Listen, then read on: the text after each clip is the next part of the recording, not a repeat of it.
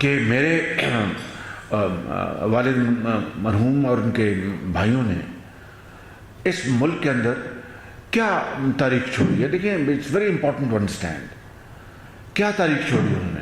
ایک غریب خاندان کا ان کا تعلق تھا. ایک بہت چھوٹی قطع زمین کے مالک تھے میرے دادا مرحوم, اور ان کے 7 بیٹے تھے, اور انہوں نے غربت میں آنکھ کھولی, دن رات محنت کی مزدوروں کی طرح. جب انڈیوائڈڈ انڈیا میں, اور پھر وہ پاکستان بننے سے بہت پہلے لاہور وہ آ گئے. انڈیا میں بھی تعلیم حاصل کرتے تھے میرے والد صاحب, لاہور میں بھی, وہاں پر خالصہ کالج میں پڑھتے تھے. یہاں پر انہوں نے دیال سنگھ کالج میں داخلہ لیا اور تعلیم حاصل کی, اور ساتھ مزدوری بھی کرتے تھے. اور ایک جو ایک فیکٹری اونر تھا وہ ہندو تھا. یہ بات ہے 30 کی دہائی میں. وہاں پر فیکٹری مزدوری کرتے تھے اور ساتھ پڑھتے بھی تھے. تو پھر ایک وقت آیا, انہوں نے کہا کہ ہم بھی دیکھا کہ ہم بھی کوئی کاروبار کریں. تو اس کی ایک فیکٹری تھی لوہے کی, وہ بند پڑی تھی فیکٹری. تو اس کو کہا کہ آپ یہ ہمیں دے دیں. تو اس نے ایک قیمت لگائی. میں پیسوں کی اس لیے بات نہیں کر رہا کہ مجھے 100% مجھے یقین نہیں کہ وہ کتنی قیمت تھی, چند ہزار روپے تھی.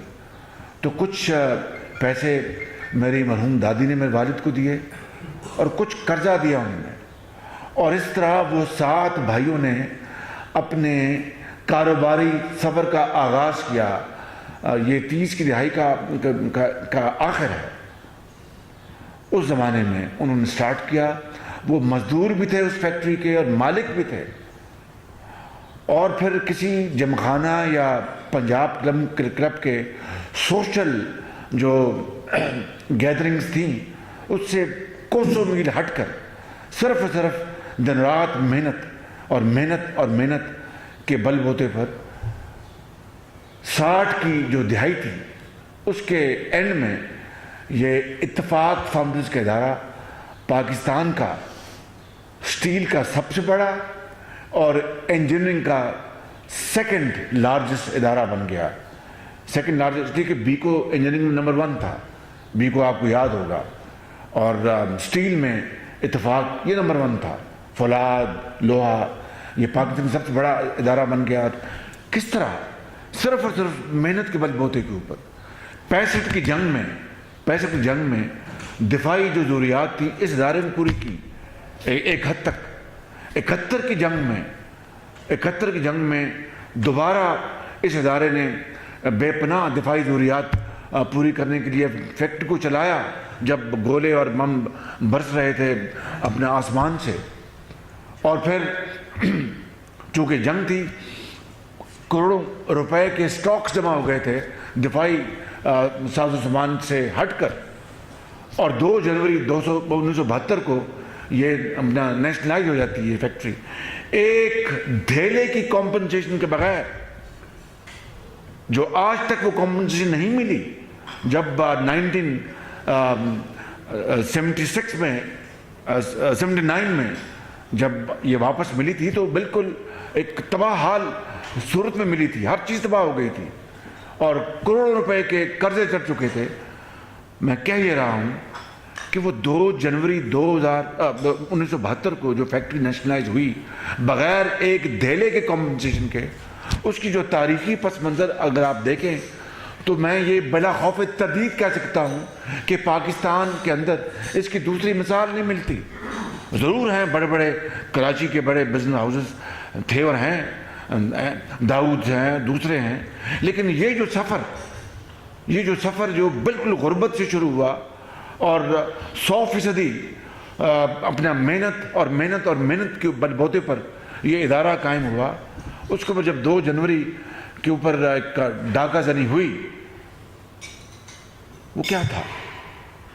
آج آپ جس خاندان کو آپ یہ کہتے ہیں کہ وہ جناب یہ اپنے وسائل بتائے, ذرائع بتائے, وہ جو سب سے بڑا ادارہ بنا اس ملک کا اور چلا گیا, تباہ ہو گیا, اس خاندان کے بزرگ ہمارے اسی وطن میں پھر یہیں رہے. کوئی رونا دھونا نہیں کر رہا میں یہاں پہ. میں کالج میں پڑھتا تھا. خدا کی قسم یہ اس گھر میں جہاں بیٹھے ہیں یہ اس کو آج تو یہ مسلم کا دفتر بن چکا, اس کا گھر تھا, یہاں پر رہتے تھے ہم.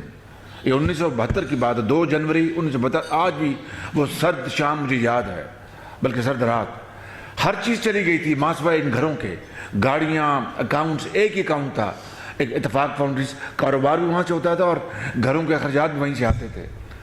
ہر چیز چلی گئی تھی. ایک اردو بازار میں کارخانہ تھا اتفاق آئس فیکٹری, وہ بند تھی. گورنمنٹ کالج کے پیچھے چنگڑ محلے میں بند تھی, سردیاں تھیں, کاروبار بند تھا. یعنی اس دن 2 دسمبر اس رات کو, 2 جنوری کو ہر قسم کا کاروبار یا ذرائع آمدن ختم ہو چکا تھا. جب یہ باتیں ہوتی ہیں تو اس تاریخ کو اگر آپ سامنے نہیں رکھیں گے تو میرے خاندان کے ساتھ بہت بڑی زیادتی ہوگی. میں یہ, اور جب اتفاق فاؤنڈیشن جب چلی گئی, وہ اپنا سیٹرڈے کی رات تھی, تو اگلا دن تھا سنڈے کو. سنڈے کو شام کو ایک ودود صاحب تھے, وہ گاڑی چلاتے تھے میرے والد صاحب کی.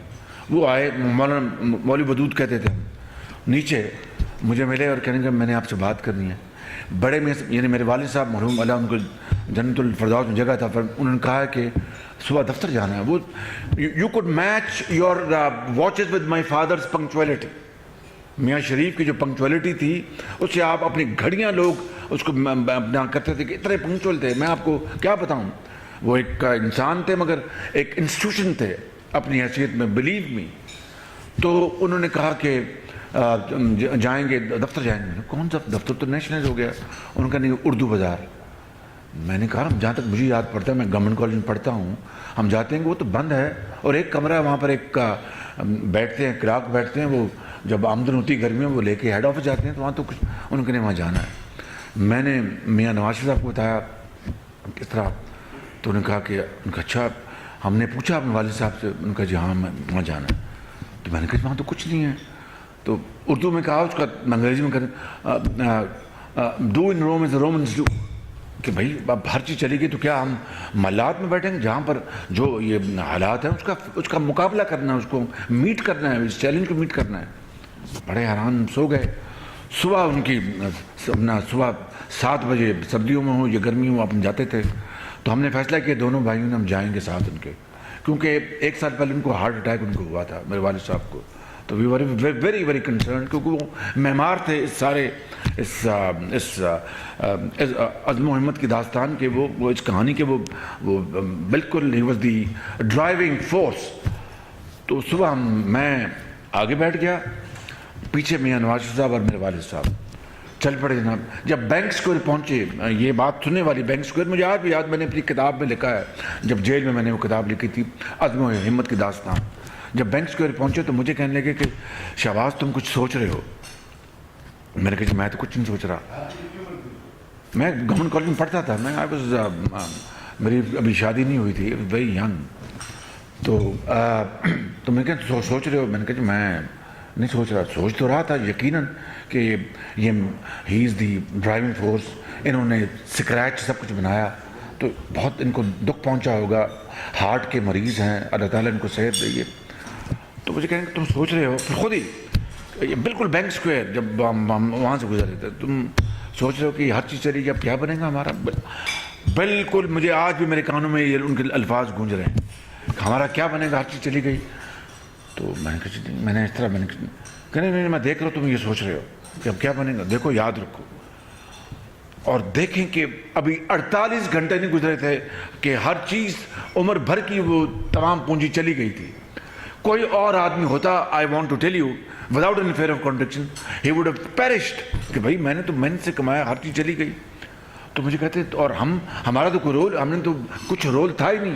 اگر کچھ تھا تو جس کو کہتے ہیں کہ وہ سلور سپون میں ہم نے آنکھ کھولی, تو یہ چلی گئی, اب کیا بنے گا. میں نے کہا نہیں, کہ دیکھو یہ سب اللہ تعالیٰ کی, یہ اس کی اپنا, یہ سب اس کا ہے, ہر چیز اس کی ہے, اور ہم نے محنت کی, سب کچھ کیا, اور اگر آج ہو گیا تو اس کا یہ فیصلہ ہے. تو میں تمہیں 2 باتیں بتاتا ہوں کہ میں کل رات بھی میں امن سے سویا تھا, اس لیے کہ میں نے نہ کسی کا نہ میں نے کسی کو دھوکہ دیا، نہ میں نے کسی کا پیسہ رکھا، نہ میں نے کسی زیادتی کی. مجھے کچھ نہیں، میں اسی امن سے میں سویا کہ میں اللہ تعالیٰ کے کرم سے میں نے کسی کا کوئی نہ دینا ہے، نہ میں نے کوئی کسی کو دھوکہ دیا. نمبر 1. اور نمبر سنے بات، وہ کہتے ہیں کہ تم اس لیے پریشان کوئی کیوں چلا گیا. وہ یاد رکھو کہ اس کے آگے ہم اپنا جھکیں، اپنے گناہوں کی معافی مانگیں. میں تمہیں بچوں یہ بات سن لو کہ وہ دن دور نہیں جب اللہ تعالیٰ ہمیں ہمیشہ دگنا دے گا. دین آئی بیکیم ویری ایموشنل. میری آنکھوں سے آنسو جاری ہو گئے، خدا کی قسم. ہمیں بالکل چیک کہ یہ شخص جس سے کچھ ہم سمجھتے تھے کہ ہمیں ان کو دلاسا دینا ہے، ان کو ہمت باندھنی ہے، ان دا ریورس آرڈر جن کا کوئی رول نہیں ہے. اور وہ کہہ رہے ہیں، اور میں سوچ میں پڑ گیا، کہتے ہیں کہ وہ دن دور نہیں جب اللہ تعالیٰ ہمیں سے دگنا دے گا. سب چیز چلی گئی ہے، آدمی کو ہوش قائم نہیں رہتا. وہ کہہ رہے ہیں، ہمیں کہہ رہے ہیں کہ وہ دن دور نہیں جب اللہ تعالیٰ ہمیں دگنا دے گا.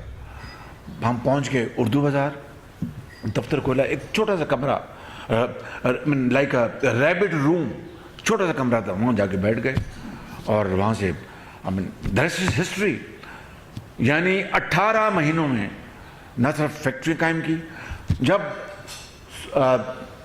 16 جولائی 1979 کو اتفاق فاؤنڈری جب واپس ملی، 4 بجے کا ٹائم تھا، گرمیوں کے دن تھے، ہم داخل ہوئے اتفاق فاؤنڈریز. تو میں نے اپنے والد صاحب کو کہا کہ آج سے 7 سال پہلے مجھے یاد ہے آپ نے کہا تھا بینک اسکوائر میں کہ وہ دن دور جب اللہ تعالیٰ ہمیں دگنا دے گا.